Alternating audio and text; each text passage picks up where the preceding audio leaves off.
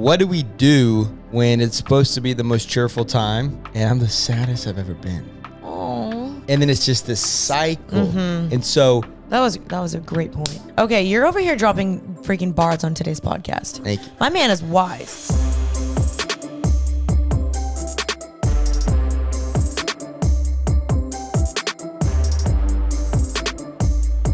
Are you single? Are you single for the holidays? Are you lonely? If you're single for the holidays, look no further than this podcast right here. Right now, plug a comment. Comment, I'm single for the holidays, and your wish will come true. What do you think the wish is for them? For $99 a month, you can experience non-singleness at your best. Yes. What we are offering today is rentaboyfriend.com for the holidays. So if you just need to go online, you can just scroll through the selection of men on there. Yes. We picked, not the crusty, dusty men. We picked the cream of the crop. People are going to actually believe you. Yeah, they should, because we're actually starting this service. That'd be a low-key good business. Rentaholidayhoney.com. Rentadonkey.com. What? Didn't God or Jesus come on a donkey? Come on a donkey? That could be the company. Rentadonkey.com, and it's just a bunch of Christian men.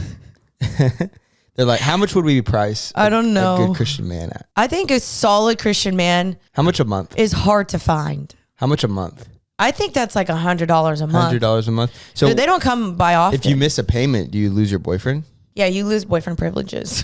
That sucks. What if they fall in love and all of a sudden... Then you owe us $1,000 because we helped you find a husband. Obviously, this is all parody. We're joking. But that's what we're talking about today. So welcome back to the podcast. Isn't that funny how this is a double standard? We can make that joke about men, but it'd be really weird if we were like rentagirlfriend.com. Yeah, absolutely true. That's absolutely dang true. But welcome back to the podcast. Welcome back to the podcast, everybody. My name is Jeanine. This is my husband, Kaleb. What's up? And we are in the middle of our holiday series. This is episode 2 of our Christmas at the Wards. We hope you guys liked last week's episode where we just shot the sheesh. Yeah, I would say shoot the sheesh. And we just chatted about everything Christmas related. Today's podcast is going to be a little more center focused on sadness during the holidays. Maybe you're single. Maybe you don't have any friends, or you move to a new city. Yeah, you feel lonely, or that seasonal depression is kicking in. It's daylight savings time. What do we do when it's supposed to be the most cheerful time and I'm the saddest I've ever been? Oh, you are? What do I do? That's so sad, Bobby. I know. No, not me. I'm Gucci. I be You're not single. You just got married 3 weeks ago. I know. It does hit different. Listen, I don't want to rub marriage into single people who listen to this podcast, but it's a good deal. It's a good deal, but let me tell you, it's hard work. You still got to figure out your own ish. Listen, guys, it's funny. I'm married now, and I'll just be vulnerable. I think it was yesterday. I was going to bed, and Jeanine passes out of sleep the minute her head touches the pillow. And I've said it before, I'm not like that. It takes me a little bit to wind down and go to sleep. And I was sitting there by myself. She's asleep. And I felt lonely. Aww. Like, I felt like alone. And even though I have a wife, it's like, just because you're married is not going to cure your sadness or occasional loneliness. Yeah. Because a person can only fulfill you so much. And I know you've heard that before.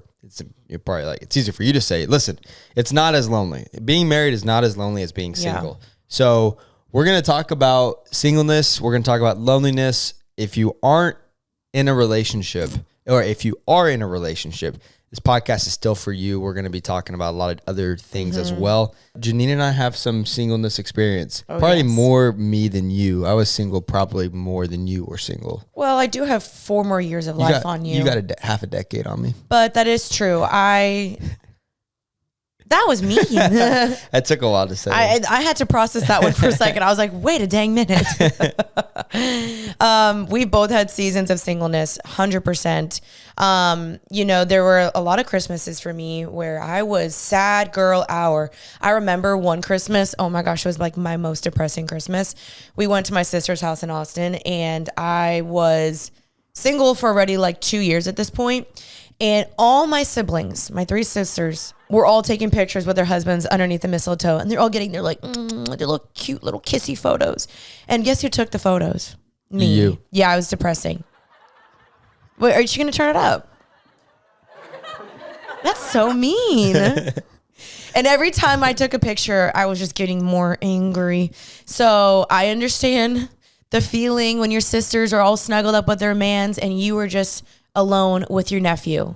It was depressing. So, going into this podcast, I think I'm getting tired of, the dating single podcasts usually are the same thing. Marriage is a gift. It's the same thing. It's telling the viewer. Singleness is a gift. It's better to be single while we're married. It's like we're preaching this thing. And it's like, it kind of like, it's tone deaf to me to tell people who are single and alone that just enjoy singleness. It's like, hey, buddy, I'm trying, okay? Mm-hmm. I was single. You were the first girl I ever had during the holidays last year. And every time I was single the years before, people would say, use it as a gift, blah, blah, blah. And it's like, it's true, but it's still like, it's not easy. Yeah. And it's annoying when you see a happy couple, try to tell you what to do in those seasons. So I think this podcast, I kind of want to more empathize, but then provide solutions to how you can go through this season in a victorious way. You can use your sadness for good. And you can use that energy because sadness is still energy. Mm-hmm. Sadness is still this feeling that you can get that can be used for something, pain, anything. So how are we going to use that feeling, those emotions, and replace it for good? Wow, that was a bar, baby. Yeah. Way to go. Way to really tee up that introduction. That was awesome. So let's get into it. Obviously, like he said, we've been married. And the thing is, like, we know marriage is a gift. We've heard that thousands of times, and it really, really is. But as Kaleb was saying, like, it really doesn't solve your loneliness. Like, it doesn't solve all your problems or your insecurities or your toxic behaviors or whatever. And so, I mean, I've mentioned this before, but like, this really is your time to explore those emotions, explore, do I have red flags or what are things in me that I do need to resolve or things that need to be healed? Because now we're in it and we're committed and it's like, okay, there's no backing out now. Like we're in this and we're seeing these new really ugly sides of each other. And it's like, wow, like I still love you. I got ugly sides? Oh yeah. What's the ugliest? Your butt cheeks. But it's just true. Like this is your time to really try to figure out these things as best as possible because you get into marriage and then it's like, oh, wow. They say that marriage exposes things and dang right they do. Well, if you're a person who is sad right now because they don't have any friends or because their boss doesn't like them or they're sad during the holidays because you're single and your focus is, I got to get rid of this feeling of singleness. So I got to go find somebody. And once I find somebody, I'm going to be better. I'm going to be good. Mm-hmm. Okay. So once you do that, then, okay, I got it. Your brain's just going to find something else to be sad about. Right. So you're not really attacking the root of the problem. The problem is maybe in your life, you wake up, you get your coffee and you go to work and you come back home.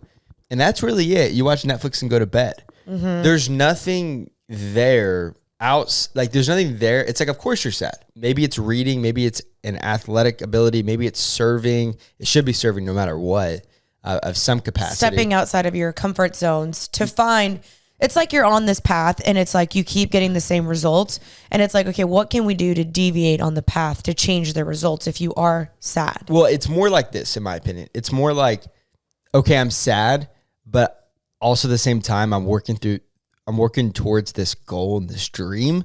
So I don't have time to be sad right now because I got to go study for med school. Or I don't have time for this because I want to start this business. Mm-hmm. I don't have time for sadness and I don't have time for a boyfriend because I am so obsessed on what the Lord is doing in my life. If all you're doing is trying to reap the benefits of a relationship, and that seems to be the root of why I feel the way I feel, eventually you're going to get it and you will be given over to your desire. And then you're just still going to be left unfulfilled. And you're going to be looking at the person and go, oh my gosh, you don't fulfill me. You're the issue. Yeah, you blame it on them. And then you break up. And then it's just this cycle. And so that was a great point. I think what I would do if I were you, I would write down 5 skills that you have. I would say, okay, I'm good at this. I'm good at that. I'm athletic here. You know, I'm good with people. And then write that down and look, okay, what could I use that to? And then work towards that. Oh, I'm an amazing endurance runner. I haven't ran since high school. Okay, start running marathons. Yeah, channel that again. Channel that. Channel that for something. And then all of a sudden, you're going to have somebody who's like, man, and Jessica, like. Yeah, Jessica. What's Jessica doing over there? You know? Jessica's getting it. Or Brady. You know, Brady is, Brady was 375 pounds and now he's running a marathon and he's, you know, he doesn't eat fast food every day and he's, you know, prioritizing his health and these things. And yeah, no, I think goals and ambition and investing into the kingdom and into yourself is attractive. Okay, this is actually funny because I'm glad that you mentioned that, because I was talking to my best friend last night and she's single and she's my age, she's 29.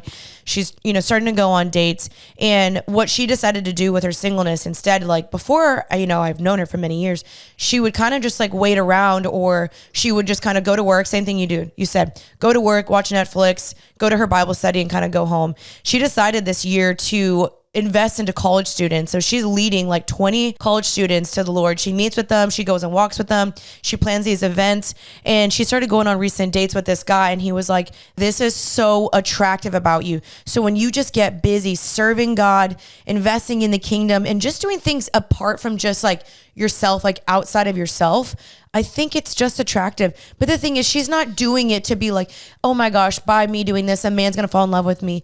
She's doing it because it's out of her pure heart and intentions of wanting to just use her time well, you know? When we first met, I was moving to Florida. I had a lot of things that I was working towards, and vice versa with you. Yeah. And it's not like I was sitting on my hands and knees. We met each other, and the worst possible, like busiest seasons, traveling. I was moving, working.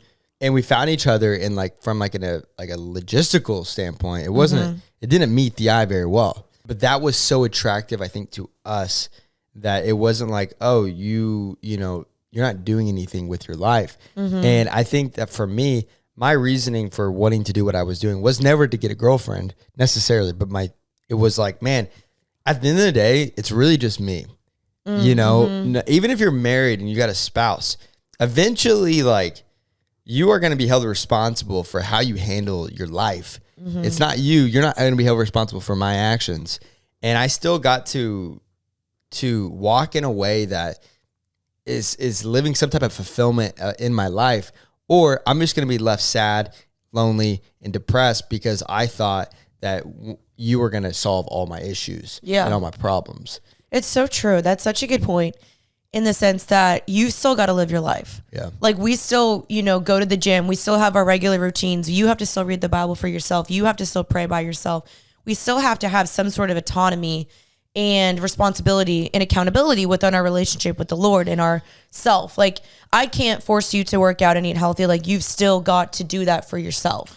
And so, yeah, we can't look to the other person to solve all your issues. And I kind of wanted to go back really fast to what you were saying about you just thinking that like, okay, I got to find someone quickly. And I know that with dating apps, it's really easy to just go on a date or have some sort of quick connection to try to fill this void in you, but it doesn't last. And I think what we could kind of possibly boil this down to is just discontentment. I think in life, and I mean, I'm very, you know, big on this because it's something I'm working through, is that most things in life stem from discontentment. In the Bible, I believe Paul says that, for I have learned how to be content in all circumstances, whether I have or don't have, to learn to be content. It's like, how can we learn to be content in all seasons? And I know that's not easy. Like, that's why he says, learn. He doesn't say, I am content or I will be. It's like, this is something you have to learn and work towards. And so how can you find that contentment in yourself with the Lord right now, wherever you are? Maybe you are married or you're still dating or you're still going through complications. And so I think contentment with you and the Lord is what will solve a lot of all of our problems. That's so good. I heard a good quote. It's like the best thing I've ever heard in my life. Before you do anything, you need to know who you are, what you're about, and why you do what you do. or you are going to be a person who is throwing something at the wall and you're going to be hoping it sticks. And that's where you're throwing, yourself at a guy. You're throwing, your self-worth to your boss, and it's not sticking. You just keep doing this, and it's like, man, I'm throwing my entire life at my boss to get him to like me, but I don't even know why I like myself. I don't even know the skill sets I bring to this job. I can't walk into work confident. I can't walk into church confident because I don't know who I am, and I don't know why I do anything. And it's like the framework for your entire life and for your friendships. You ask yourself, man, all my friendships fail. I got different people at my birthday party every single year. Why? Because you don't know who you are. You don't know what you're about. And this goes for anything. I mean, I always have family falling outs. During the Christmas time, I'm always depressed. I know some people have some real chemical imbalances, and we all have different things that we struggle. Some things aren't your fault, but it's like, of course we're depressed. Of course we're struggling in our life as a man or as a woman in these tough seasons, because you don't even know the answer to your framework. You don't know the mission statement of your life, and you need to write that down, or it's just going to be, it's helpless. Yeah. And it's like an aimless goal. Yeah. There's a quote also, and it's like, there's nothing more adventurous in your life than telling the truth. Whoa. And he said, if you will learn tomorrow to make your bed. We did that today. You wake up in the morning and you make your bed. And you tell yourself, I'm going to tell the truth today. Wow. I'm going to tell the truth to my boss. I'm going to tell the truth to my friends. I'm going to tell the truth to myself. Every single move of my life, I'm going to start telling the truth. And he said, watch how that impacts everything in your life. Okay, you're over here dropping freaking bars on today's podcast. Thank you. My man is wise. Truth be told, you guys, we attempted to film this podcast last night, and it was a disaster. Was not it. We were not flowing. It was not flowing like this. So we were like, you know what? Let's just stop. Let's reset. And so we're actually leaving to Alaska today. And I was like, I don't know if we have time. And I'm really glad we made time for this, because I feel like we can think so much more clear today. Yeah. We were also filming at 5 p.m. yesterday. Like, that's the point of the day where our brains are like mush, Yeah. And I love that, babe. I think that's super, super wise. And I just feel like, I don't know. I think life is so much of a perspective shift, and you remind me of this so much, that what we see is in our relationship is he's the optimist, I'm the pessimist. And I don't know where I get that from. And I'm working towards not being that. I notice in my life that if someone asks me about something, I'll immediately share the negative. And I don't like that about myself. I've always been like that. But just because I've always been like that doesn't mean I have to always be like that. And it's like, how can we rewire and change our mentality and our thinkings and our perspectives? Because like, you have control of your life. You are the one that gets to determine where you go, what you do, how you think, all the things of your life. And so what do you want to do? How do you want to change that? Who do you want to be? I don't want to always forever be a pessimist. I don't want to go into another holiday season, if I was single, being like, I'm just going to be single for the rest of my life, and everyone doesn't like me, and no guy picks me, and I'm ugly and I'm worthless. It's like, you've got to start speaking life over yourself and believing the best about yourself, believing in who God says you are. And I love that you said that, where you were like, you've got to know who you are and know your why and know your what, because it matters. If you don't know it, how will anyone else know it? Like, if you start dating somebody and they're basically like wanting to know why you're this awesome person, why they should date you, and you don't even know that, then they're going to be like, oh, this girl's got some things she got to work through. Like, I think why Kaleb and I somewhat worked out is that you were confident and secure in yourself. I was confident and secure in myself.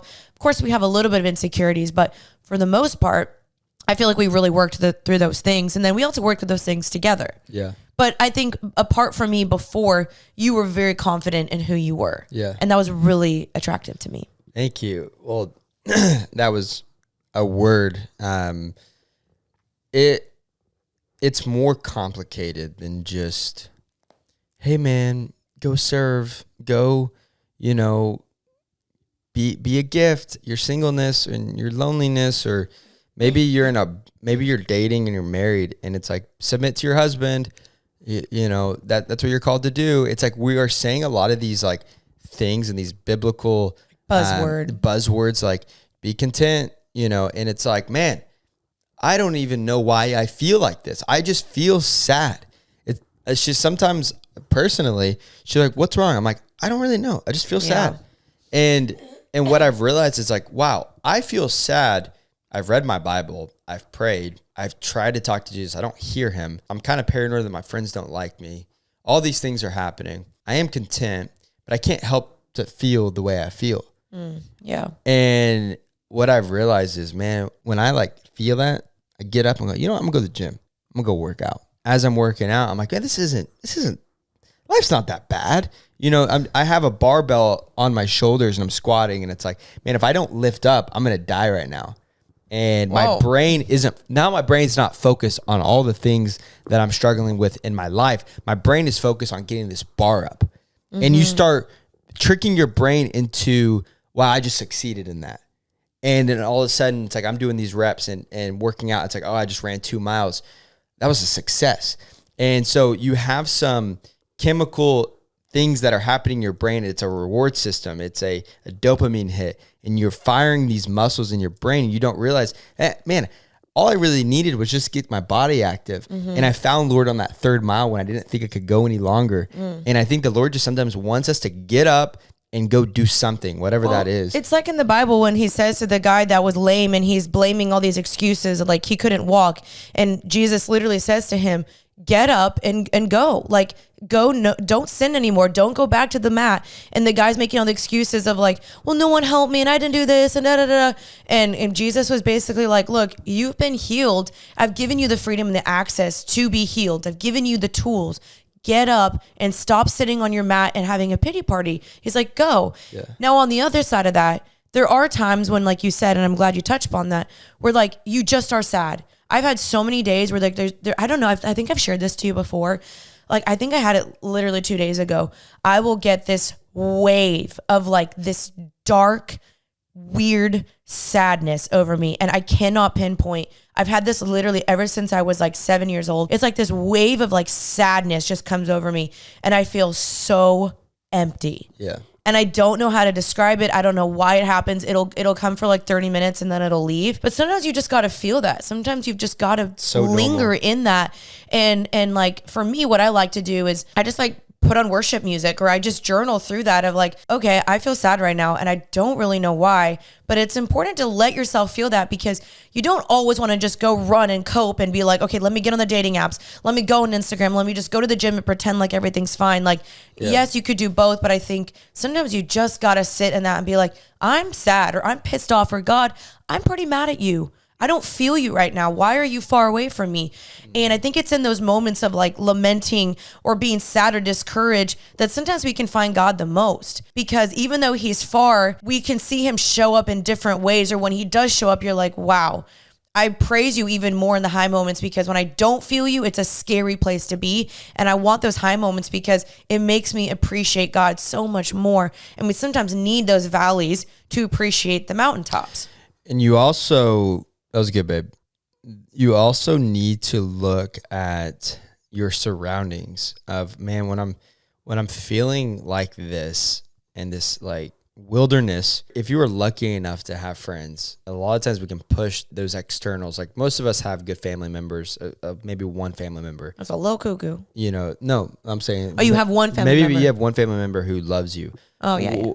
Well, whoever that one person is in your life, or 2 or 3 or friend group or whatever, it's like, bring those people closer. Let them in on that. It's like, because sometimes it can feel like if I tell somebody, man, I just have this overwhelming darkness that comes over my life, that can seem like I don't want them to think I'm like, really struggling out here, and it hits your pride. It's like, no, everyone's going through that most likely. Mm-hmm. We all experience that low dopamine, serotonin. Like, guys, we're all over our phones 24/7. Mm-hmm. Serotonin's hard to come by these days. Mm-hmm. And, but for instance, like yesterday, for those of you who do not know, I am finishing my degree right now, and it's a little daunting at times. And I had a philosophy paper just burdening my life and my mind. And I was like, I don't want to do this. And it was creating this like, man, this like sadness of like, man, I can't believe I chose to do this to myself. I'm a husband and I'm going back to school. Why am I doing this? And I just said, you know what? I don't want to do this right now, but I'm going to do it. And I sat down and I started typing my paper, and, you know, halfway through, I'm like, man, this is really good. I'm really liking this. And then I finished it and I turned it in, and then I was like, the sky had cleared up. And it's like, okay, there's darkness over your life right now. How are we going to get it to where that sky opens up? And you probably know what that thing is that you need to do. Oh yeah. You can name it right now. Break up with him. But there's also this productivity hack that says like, you tell yourself basically like, okay, I'm just going to do this for 5 minutes, and you just start it and you're like, it's just 5 minutes, and you set a timer. Next thing you know, you're in the role of it and you're like, oh, I could do another 5 and another 5. So it's a productivity hack of like, even if you only do those 5 minutes, good for you. You did those 5 minutes. You just started it. And next thing you know, you're in the swing of it and you're like, I can do this. I think we're dropping hopefully some wisdom for you guys today. And everything we're saying, we're having to, it's not something we've mastered. We have a good knowledge of a lot of things we're saying, but it's still like working that muscle. You never get to a place where you're just perfect. This life is a marathon. Tell me about it. Yeah. I always say that life is the path of progress, not perfection, because perfection is unattainable. We ain't Jesus. And guys, sometimes the wilderness is fun. I know that's a bold take, but if you're just on a beach sipping pina coladas every day, eventually, if there's no sadness, there's no happiness. So how do you appreciate happiness is experiencing sadness. It's true. Come on. That's what I'm saying. You have the valleys to appreciate the mountains. So get sad. I think what I want to talk about next is just like relationships within this season, because as we all know, it is so easy to go online and you're like, man, my best friend, Sarah, she's on a horse carriage ride in Highland Park. She's all snuggled up drinking hot chocolate with this man and her long-term boyfriend. And here I am decorating the Christmas tree by myself, drinking eggnog. What? Or you're dating or you're married and, you know, your boyfriend sucks or your husband sucks. Or you're seeing your friends doing all these extravagant Christmas things, and then you're just like looking to your boyfriend being like, why didn't you plan that? Yeah. Bob, you know, in anything in life, everything is a comparison game. And we could so think that, oh my gosh, their relationship is this, or they're having so much fun. And maybe they are. As I've always said, we don't know what's going on behind the scenes. And it's the grass is not always greener on the other side, or in their relationship, or the things that you think that couple has. Maybe they have more money than you, or they go on more trips than you, or they have a healthier family than you. They also have their own problems and things that they go through, and everything is so relative. And so, you know, as we've said before, we always try to remind you guys of this, of like, what does your life has? What does your family have? What do you have that maybe they don't have? And it's not like you're boasting like, oh, look what I have. But it's more like, I'm glad that my family, you know, values these small, private, quiet moments together. And that's more something to cherish than these big, extravagant, lavish gifts. Now, one is not necessarily better than the other, but what do you love in your life? What do you love in your family? That was good. Are you sure? And I have a confession. What'd you do? If you saw my face in the last 3 minutes, I feel like I just zoned out for like 3 minutes. I did that too. It's not that I didn't care what you were saying. I was thinking about going to Alaska and it being cold, but I caught the last like 30 seconds. Well, it's funny because I did that too in the last episode. Remember? Yeah. You were like, you know what I mean? I was like, yeah, for sure. And then I was like, to be honest, I have no idea what you just said. No, it's the comparison game. It is a roller coaster that if you don't get off of it, you will die. Wow, that was extreme. No, it will ruin your life. It's true. You're in a hamster wheel. Like, I don't care how good you look. I don't care how in shape, not in shape, or wealthy or not wealthy you are. If you compare yourself consistently enough to the point to where you will literally ruin your life. You will ruin your life. I genuinely, I look back to my high school life. I was in the best shape of my life in high school.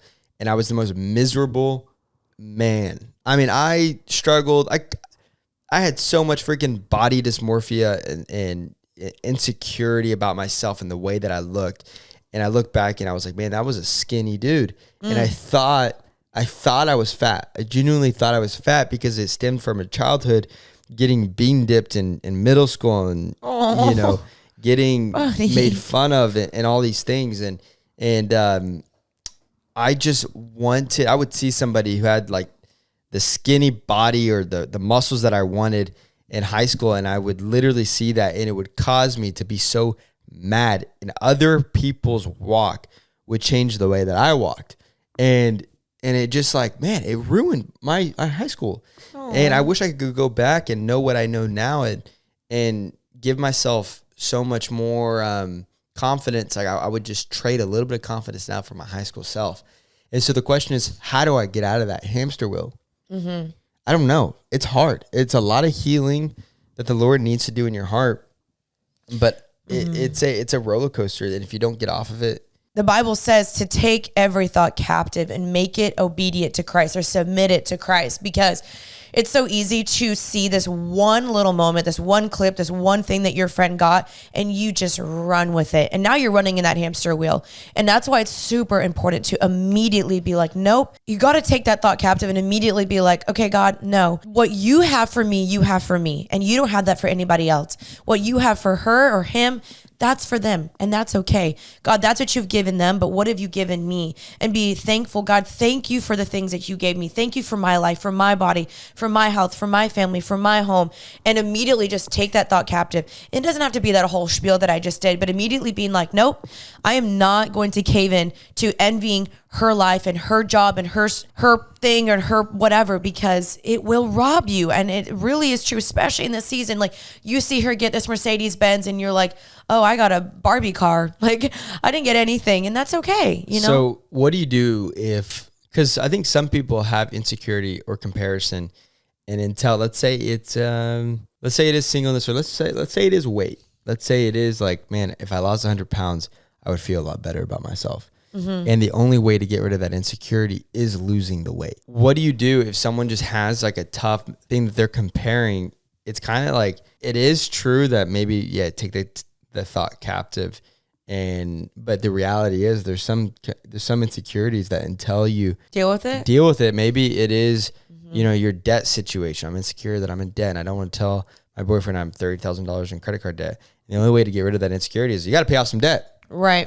Maybe your insecurity is you don't have a job. Well, maybe get a job. Like there's a lot of things that I get. We go back to don't do it, but there's action. Well, can I say something? Yeah. This is a quote that I just thought of, and I think it makes sense. Control what you can control and release what you can't. If there's something you can control, like your weight or your finances or certain things in your life, I'm not saying do it in a form where you're like being obsessive and compulsive or whatever, but if you can control certain aspects to improve your life, which is why I like this podcast, is I've always told that mentally, physically, spiritually, emotionally, there are things that you can do in your daily life and your daily habits that you can control. Maybe there's something completely out of your control. Maybe your parents' marriage, maybe it's the way someone acts or thinks about you. There's certain things you cannot control. Those are the things you say, God, I will release. I will let go of the things I can't control. But that's why, boundaries come in, or even the way that you speak to yourself, the way you handle your finances.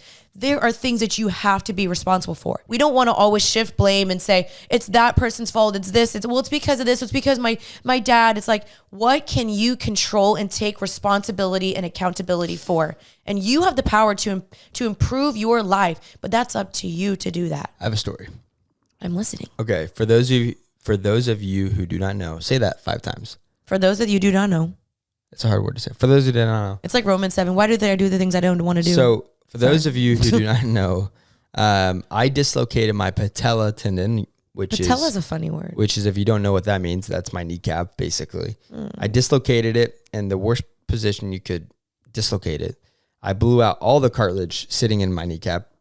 Oh. I had to get kneecap realignment surgery and cartilage reemplacement surgery. Brutal. It was one of the worst years of my life, and I still suffer with a lot of pain and arthritis from my kneecap. The issue is, for 2 years, I could not work out my legs, at least my right leg. The amount of pain I was going through, I had nothing. But I wasn't doing my physical therapy exercises. I was in so much pain that I wasn't doing my exercises. But guess what? It's actually counterintuitive. Rest doesn't help a kneecap heal at all. You have to do the exercises. And so I remember being in church and the pastor being like, we're going to pray for healing over your knee and your legs. And one thing that people didn't know, I was very insecure about the way my legs looked because my upper body was so much bigger than my lower body. And he prayed for it. And guess what? It still hurt the next day. Nothing changed. You know, God, a lot of times he can heal and he can do some miraculous things for sure. But I had to meet him somewhere halfway. I had to start doing my exercises. I had to start working out. And my insecurity for my leg, I wear shorts again. If you go back and look at my social media, you would not catch me in shorts. I don't care how hot it was outside. Never would I wear shorts. And it took my friends saying, hey man, I think you should start working out your legs because they look like chicken legs. And it hurt. Like it genuinely, I was so insecure about it. I still low-key am to this day. My legs aren't that bad anymore.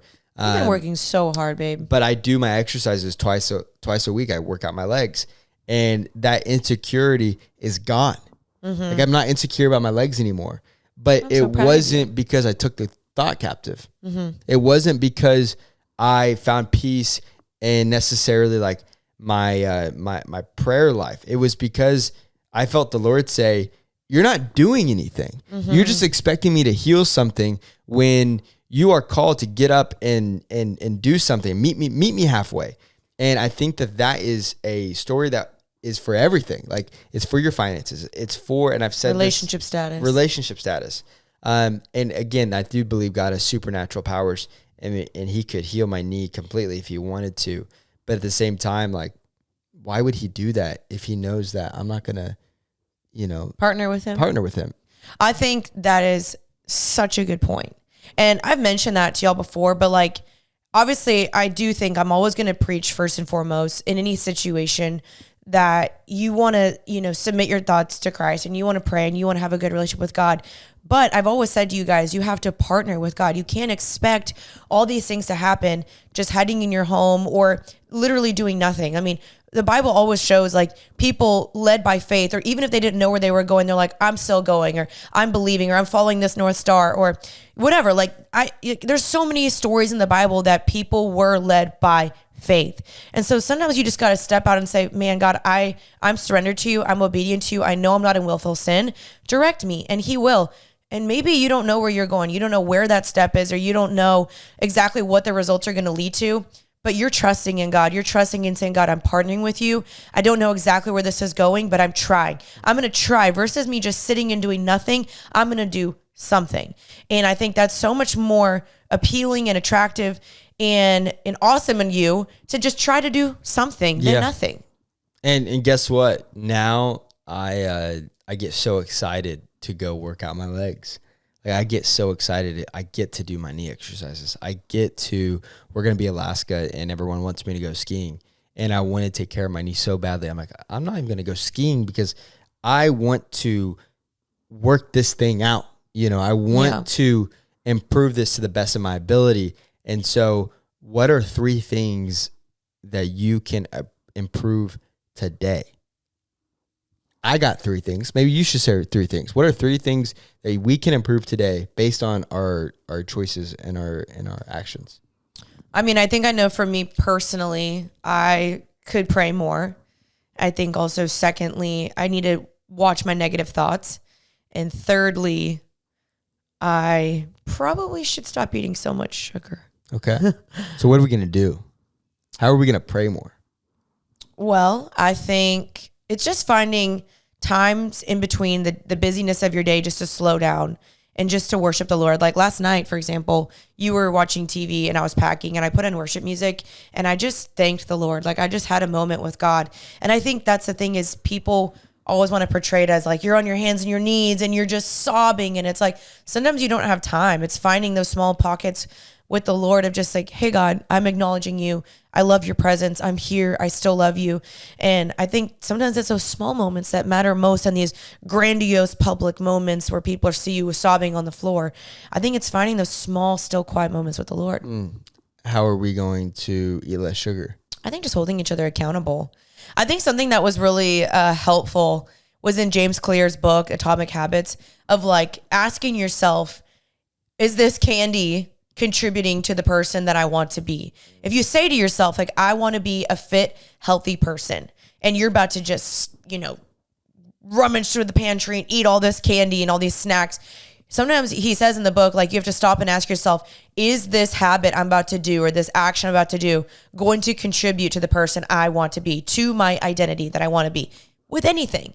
So it's like, I remember doing that and asking myself, okay, this candy is not contributing to this goal of me wanting to be a fit, healthy person. And I would throw it in the trash can or I would throw it back in the pantry. And it actually really helped. That's good. Thank you for sharing. Thank you. What are your 3 things? I want to be less lazy. What does that mean? Like, you got to like boil that down a little bit more. Yeah, I want to focus on my school more. Okay.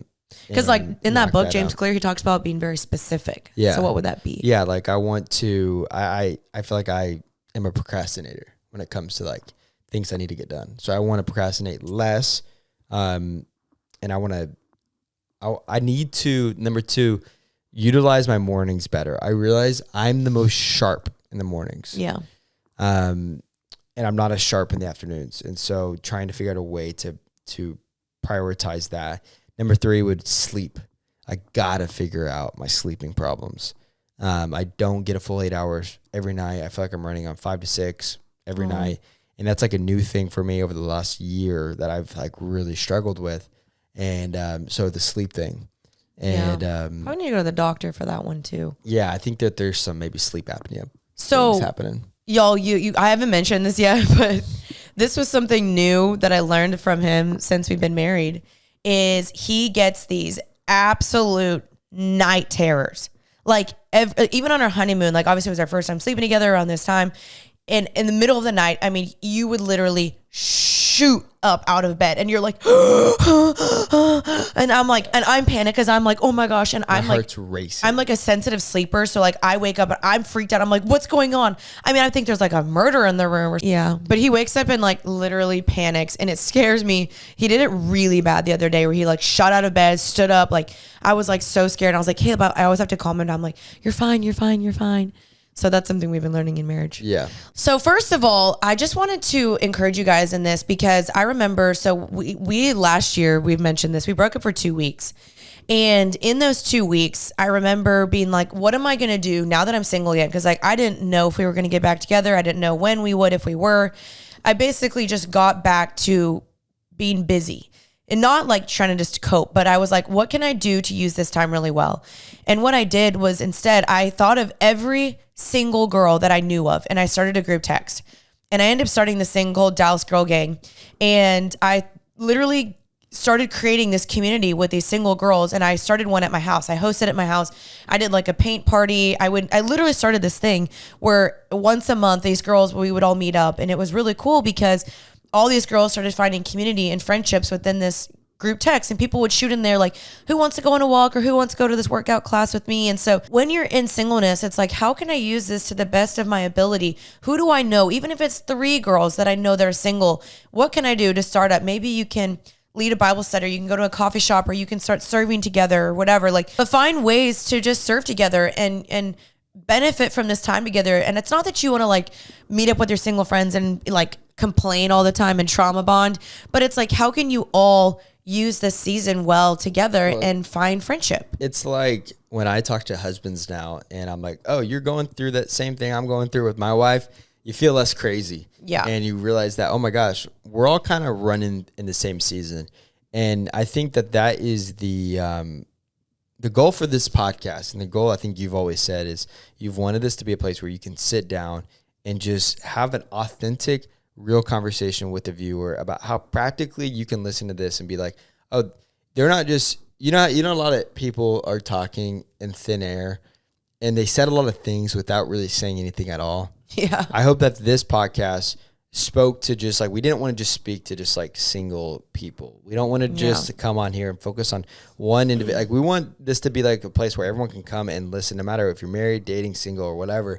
And I hope we accomplished that today. If you've listened to this podcast and you've made it this far, we want to hear your story. DM us, message us where you're at, drop a comment about, how you're going to, what you're going to use to move forward. What's that action that you're going to take to improve your serotonin, your life, your life, because we get one life. And I just want to empathize. Like, again, I've said in the last episode that I know the holidays, they're supposed to be this like cheery and merry and all these things. And sometimes it's just not. You're alone, or maybe you've had a family member pass away, or you're grieving, or maybe you went through a breakup recently, or whatever. All those situations, there's so many things that come around this season. And it's like, it's just not always what you see on social media or the movies and stuff like that. And so just know that we love you. We hear you, and God hears you more. Like, God hears those cries of yours and those prayer requests of yours, and he cares. I promise you, even if you don't feel like that, like he's there, you're like, why would God let me go through this?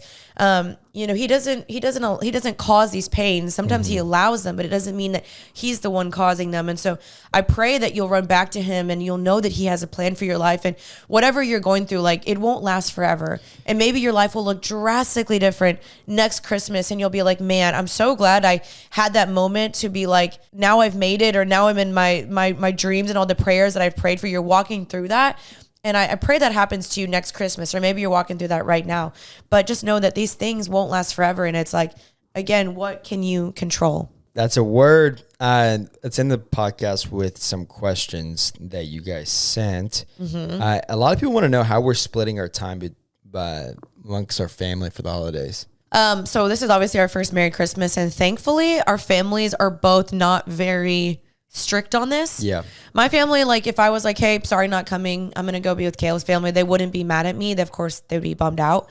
And I feel like your family's kind of the same. Like, they would want you there. Yeah. Thankfully, we're in a place where we can split the time. So we'll go see her family before mine, or vice versa. And so usually we'll spend 2 to 3 days in Oklahoma. Hopefully get some time with your family. Yeah. My family's been doing these trips for the last 4 years, which has been really new.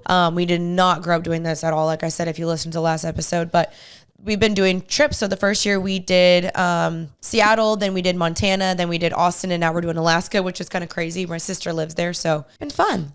Someone asked, do you guys have post-wedding blues? Yes. Kind of, yeah. I'm glad to not plan a wedding again, but I also loved that day so much. I'm like, dang.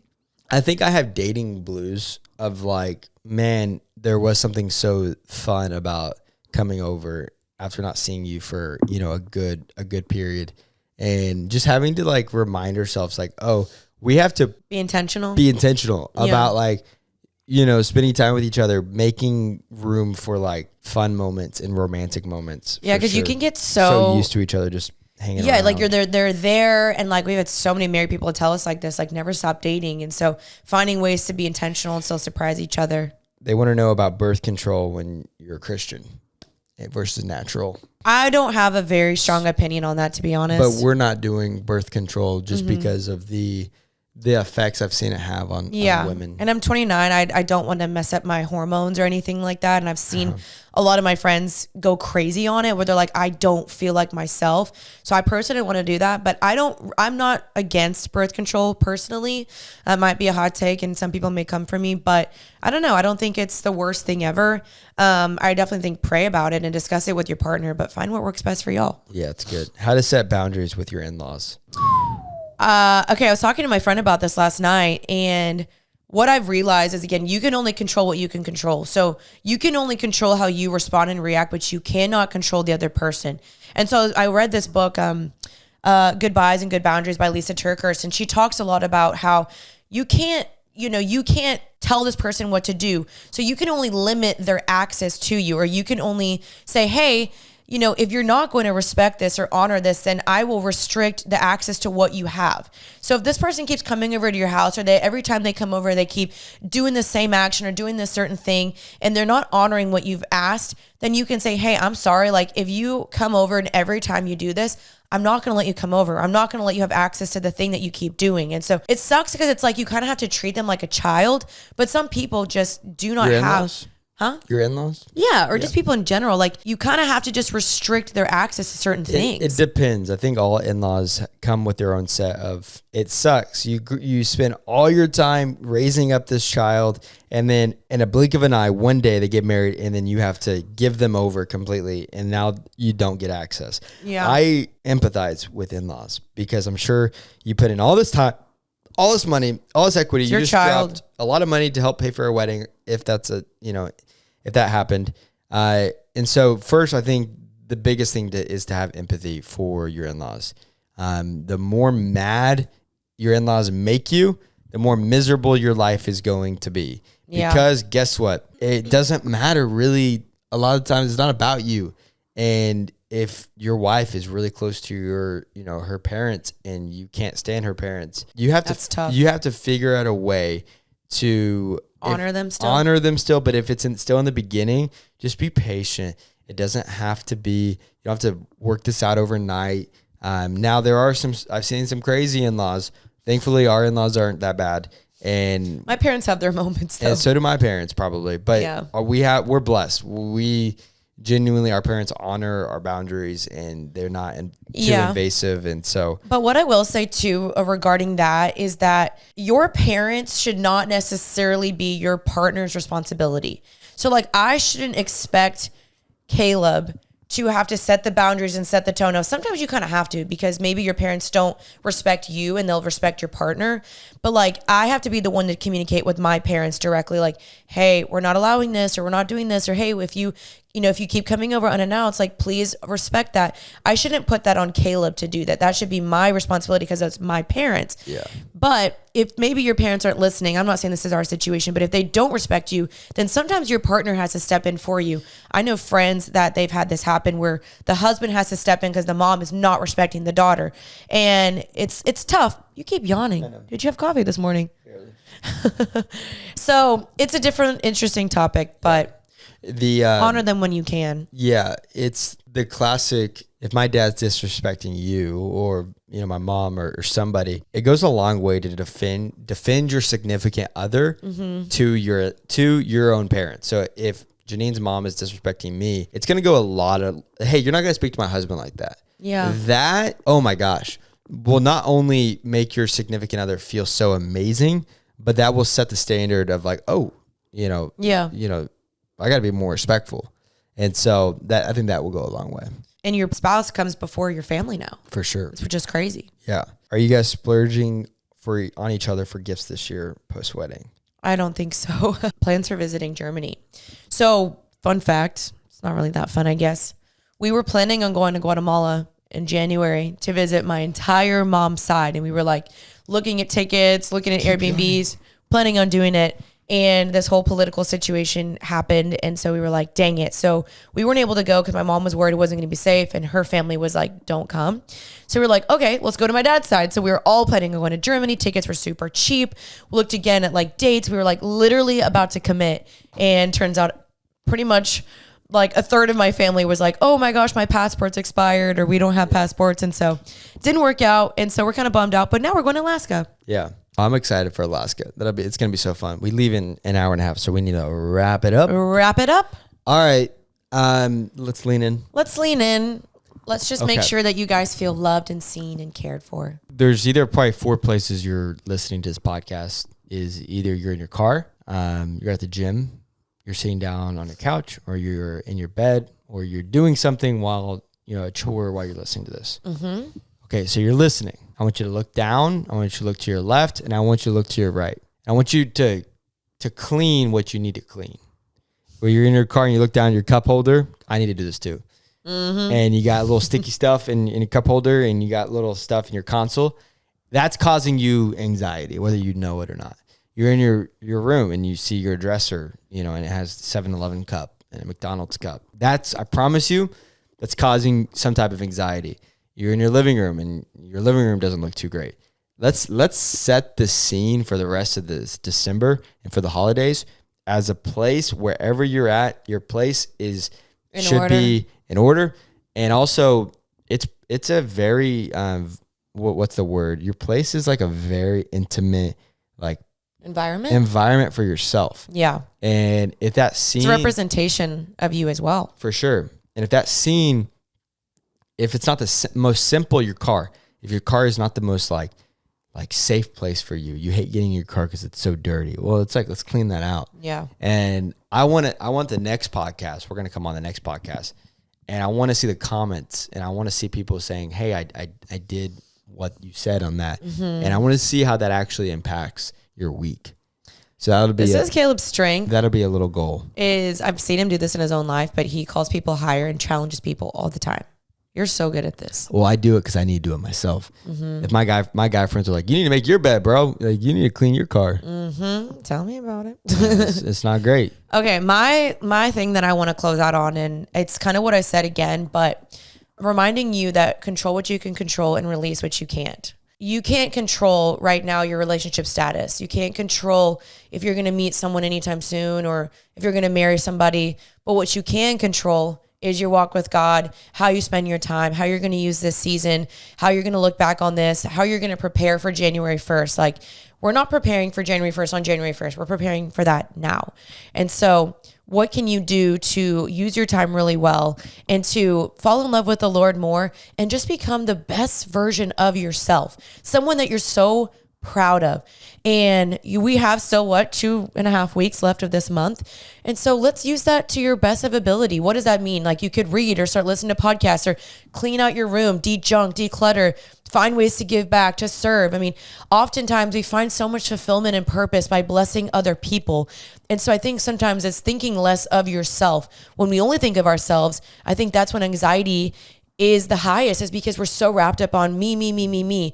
Let's start looking outward and outwardly focused of like, who can I bless? And I said this in the last episode, but who can we bless this week? What family member can we bless this week? What homeless person maybe needs a meal or needs a blanket? It's getting cold out there. So being intentional, like this was something I really want to prioritize more, is being intentional of being outwardly focused, of looking on who can I bless? I promise you that will brighten your day, finding fulfillment and blessing other people. And the Bible says that love God first and love others as yourself. He doesn't say love yourself. He says love others as yourself. He puts people second, God first, and you third. And so I just want us to reshift that perspective and say, you know what, I'm going to actually try to think of other people more and think of myself less. And I really think that perspective shift will bless all of us. And I'm curious to see what that will do if we make that a challenge in this week. How can I think less of myself and think more of others? And the thing is, y'all, like the Bible, like people will say, love yourself, love yourself. We don't have a love yourself problem.